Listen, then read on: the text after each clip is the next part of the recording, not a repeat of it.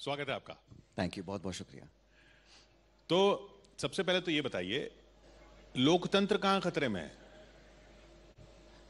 लोकतंत्र पिछले 7-8 सालों में, अब मैं समझ रहा हूँ आप सवाल क्यों पूछ रहे हैं, लेकिन जब ऐसी ताकतें जो लोगों को बोलने से, बात रखने से, मीडिया में अपनी आवाज़ को बुलंद करने में अगर कहीं लोगों को संकोच होता है, भय पैदा होता है और अनावश्यक दबाव अगर आता है जुडिशरी पर, ब्यूरोक्रेसी पर, मीडिया पर, और सब इस बात का एहसास करते हैं, तो ये सवाल उठाना, और मैं ऐसा मानता हूँ किशोर जी कि अगर आप सरकार के खिलाफ बोल रहे हैं तो आप देश के खिलाफ नहीं बोल रहे हैं।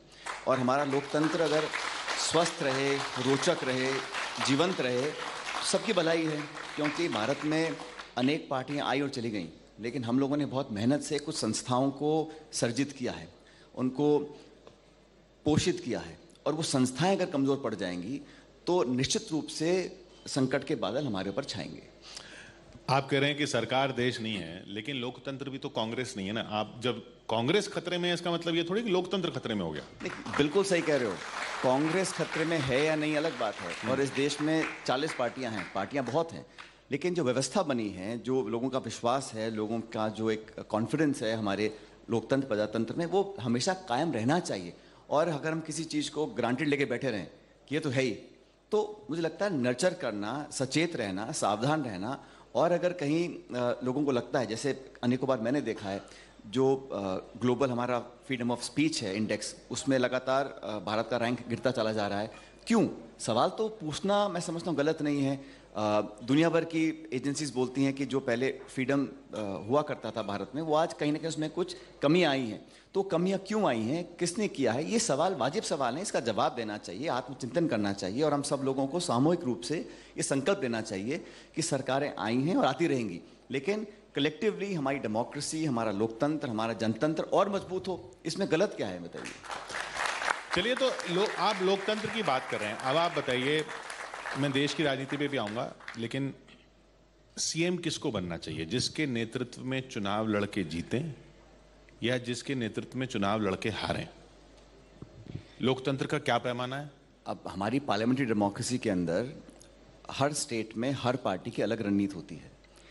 जनता वोट डालती है कैंडिडेट्स को और पार्टी को, और ये एक पार्टी का निर्णय होता है किसको क्या पद देना है, नहीं देना है। और नहीं, पर जनता से आपने वोट लिया आपके नाम पे। नहीं, मैंने ऐसा नहीं, अब मैं समझ रहा हूँ क्या कहना चाह रहे हो। हमने मेहनत कर, क्योंकि राजस्थान के अंदर हम लोगों ने जब चुनाव लड़ा था तो हमारी स्थिति बहुत कमज़ोर थी 2013 में। उसके बाद 5 साल तक सबने मेहनत करी, और ये बात सच है कि मैं अध्यक्ष रहा और मैंने सबको साथ लेकर काम करने की एक चेष्टा करी, और अंत में जो निर्णय था वो पार्टी ने लिया, उसको सबने स्वीकार किया, उसमें ऐसी कोई इशू नहीं था।